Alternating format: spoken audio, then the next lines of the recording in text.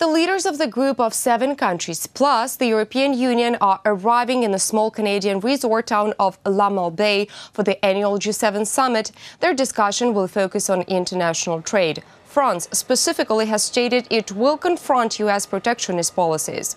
For now, the leaders are simply greeting each other and speaking of shared values. It's a tremendous pleasure to welcome my friends Donald Tusk and Jean-Claude Juncker, presidents of the European Council and European Commission, an opportunity to talk about our shared values, our priorities, and the opportunities we're going to have to advance the interests of our citizens and indeed of the world here at this G7 in Charlevoix. It's a great pleasure to see you two again.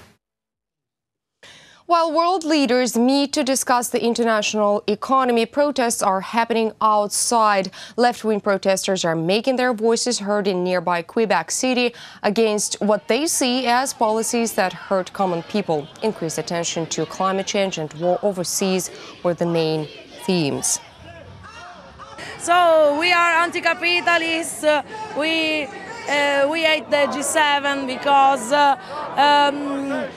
they don't think about people, what people need, but think only interest of financial, economics, and we want a world where when there are more ecologists and no war, stop the war in Syria, and stop the oppression of people, no frontiers, and freedom for all.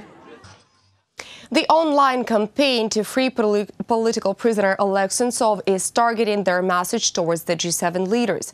Participants in the initiative are asked to direct messages towards the politicians on Facebook and Twitter using the hashtags #FreeSentsov and #FreeOlegSentsov.